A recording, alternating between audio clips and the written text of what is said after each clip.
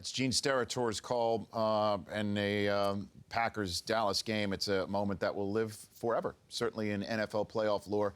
I'm here with a man who then was on that broadcast and explained that it was the proper interpretation of the rule. Mike Pereira of Fox Sports, former head of NFL refs, joining me here in studio. How are you, Mike? I'm great. So I don't want to get into because that was the proper interpretation of the rule. Nailed it right down to exactly why. Made a very cohesive announcement as well. There was no confusion at all.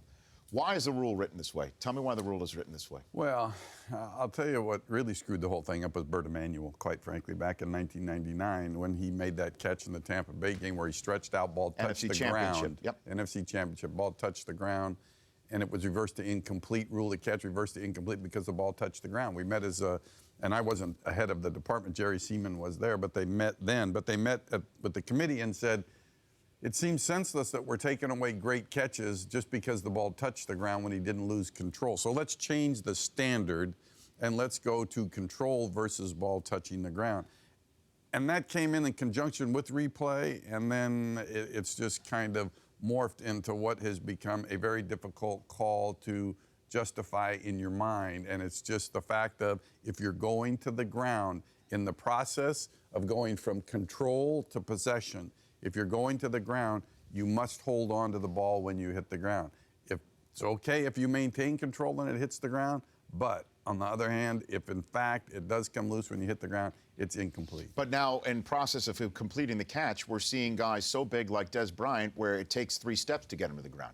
No. So the completion of the catch from leap all the way down the ground could be the span of the length of the first down chains. Well, so now there's an element there, but if it's all in one move toward the ground, even though there are feet that go to the ground and knees that go to the ground, it's all what's called part of the process. This is an element of the catch that doesn't involve feet or knees or elbows or whatever. It's all the process. If a ground can't cause a fumble, let's not have it cause an incompletion either. Let's take this whole process business out of the game, Mike. As you know, as I tilted at the Tuck Rule windmill. I sensed something coming from you. As you know, for the years that we did this on Total Access in the official review segment, you know I never just rant and rave. I always suggest, because I want to leave this in a better position.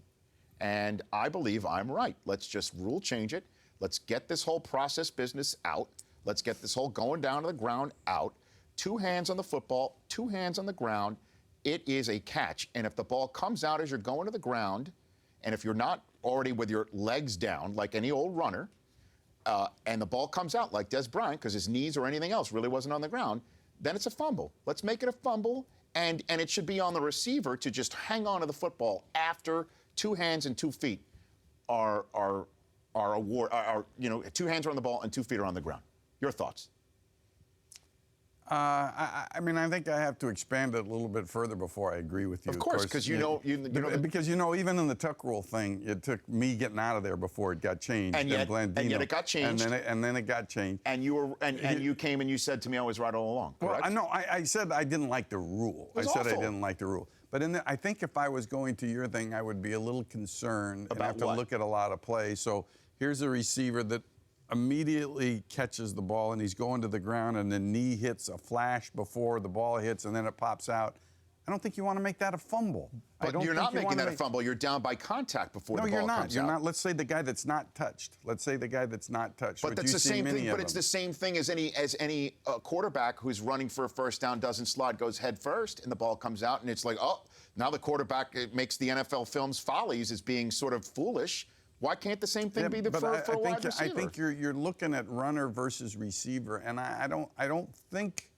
You become a runner the minute you have 2 hands on the ball and 2 feet on the ground. I think that's counterintuitive to everything that the league has done in the past, which is if there's any doubt, make the pass incomplete. They don't like fumbles. They don't necessarily like change of possessions. I get it.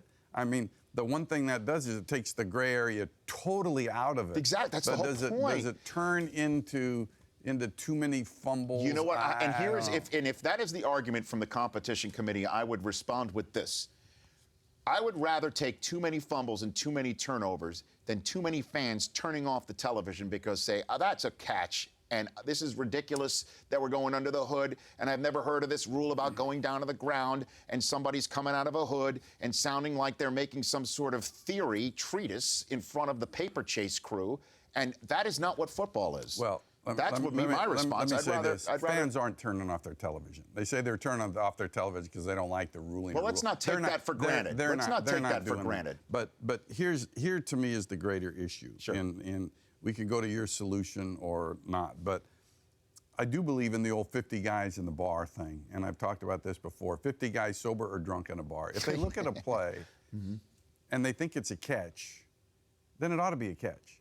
I mean, if it does smell like it, look like it, feel like it, correct, then it ought to be a catch. But right. We said the same thing with the tuck rule. We said that same thing. That feels like a fumble, looks like a fumble, smells like a fumble, but by rule it made it an incomplete pass. So if you can figure it out, I mean, it really, the rule ought to reflect what everybody thinks of it. And if Odell Beckham is out there saying that's a catch and John Pagano's out there saying that's a catch, then somehow the rule has got to be synced in. But whether or not you can go to the degree you're talking about now, but remember, I'll tell you, the competition committee is a smart group, and after the Calvin Johnson play, they looked at a lot of plays and couldn't come up with anything definitive. And they'll look at it again because guess who's on the competition committee? Stephen Jones. Stephen Jones. Right. So they'll look at it again. But if I was a betting man right now, I don't think they change it. Well, Calvin Johnson, we're looking at the play right here for the radio audience. He went down to the ground and then used the ball to basically get up and celebrate the catch that he clearly just made. And thus, that was still part of the process about, and was he getting up? Is that the football act that they should have been? And blah, blah, blah. Let's take all of that crap out, Mike.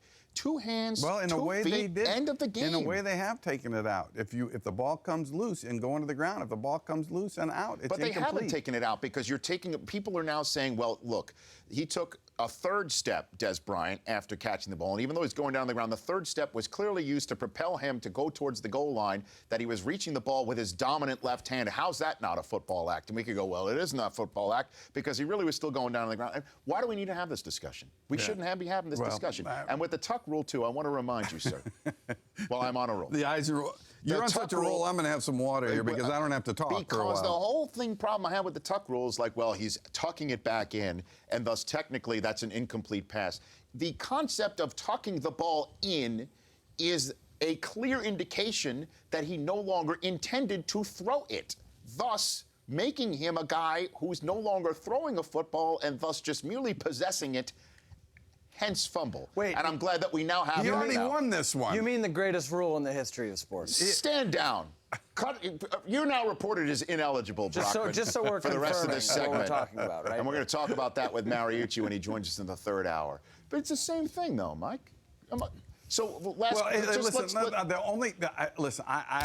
I've been involved with this game for a long time, and the game has gotten too complicated. I do agree, and the rules have gotten too complicated, and replay somewhat has forced that. But I don't have a simple answer. So let me just ask this question. And I don't think, although you won the tuck rule eventually after 9 years or whatever, or 10 years. That took a while. I'm a patient man. I don't think that what you're saying will come to fruition because they don't like bang bang and that becomes a fumble. But they that's want exactly it to be incomplete. But that's what it was with Josh Cribbs.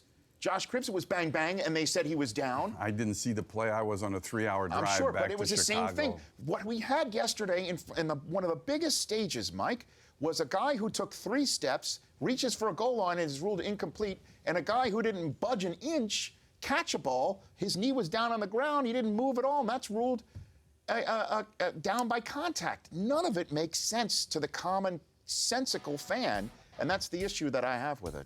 You're telling me I'm going to lose this thing eventually, or I have to wait another 8 years for people to come around? I think 9. Okay. Well, I'm going to wait for you to come back in hour number 3 with Steve Mariucci. Oh, that'll be fun. We'll talk about what was going on in New England, okay?